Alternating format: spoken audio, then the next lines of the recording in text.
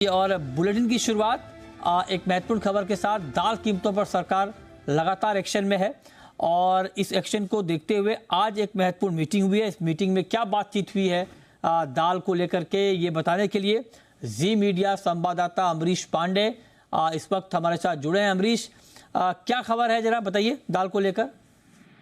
मृत्युंजय, फिलहाल सरकार का फोकस दाल और प्याज को लेकर ही है। प्याज पर सरकार ने स्पष्ट कर दिया कि 31 मार्च तक जो बैन है उसको अपलिफ्ट करने का कोई विचार नहीं है।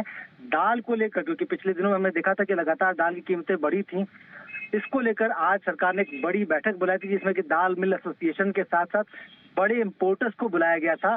उनसे सरकार ने जानने की कोशिश की है कि कितना स्टॉक हमारे पास है, मार्केट में अभी क्या रेट है और जो मॉनिटरिंग सेंटर्स हैं सरकार के, उन पर क्या रेट दिख रहा है।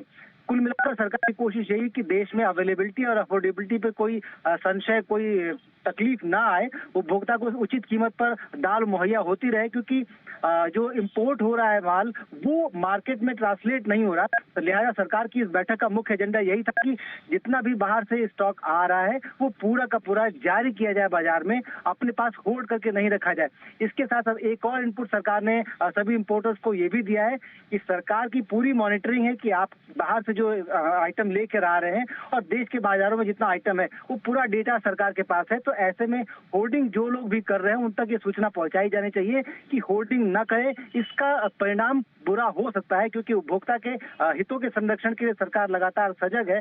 इसके लिए इस पर एक्शन बड़ा किया जा सकता है। लिहाजा होर्डिंग किसी भी मामले में न करें, इंपोर्टर्स या फिर एसोसिएशन के लोग अपने जो मेंबर्स हैं उनको ट्रांसलेट करें। तो कुल मिलाकर सरकार की यही कोशिश है कि होर्डिंग न हो और रेट जो उचित रेट है वो लगातार जारी रहे, मार्केट में कहीं भी क्रंच न हो। इसके साथ साथ सरकार ने बैठक में ये भी अपडेट किया है कि हमारी कई ऐसे देशों से बातचीत हो रही है जहां पे कि हम कॉन्ट्रैक्ट फार्मिंग को लेकर आगे बढ़ रहे हैं। तो आने वाले दिनों में इस तरह की दिक्कतें नहीं होंगी। साथ साथ भारत में कीमतें बढ़ने पर जिन देशों से इम्पोर्ट हो रहा था वहां जो होर्डिंग हो रही है उन पर भी सरकार गवर्नमेंट टू गवर्नमेंट लेवल पर एक्शन करने की तैयारी में है।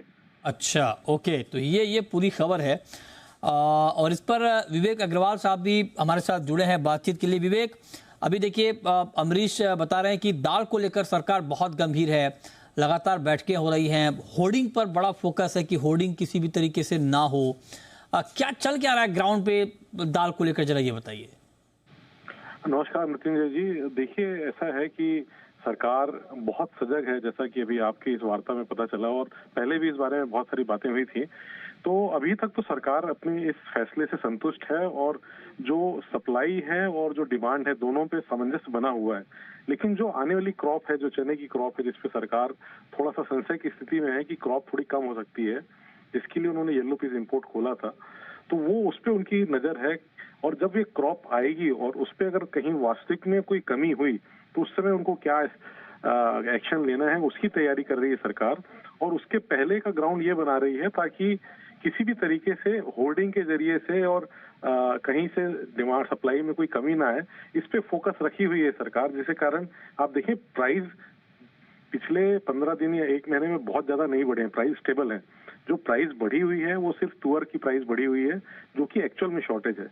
रिमेन पे चना, आपका मसूर, ये सब आपके एमएसपी के आसपास है, उसके नीचे चल रहे हैं। तो अभी तक स्थिति पूरी तरह कंट्रोल पे है, पर स्थिति को कंट्रोल में बनाए रखने के लिए उस पर लगातार समीक्षा करना, ये सरकार ने अपना ध्येय रखा हुआ है।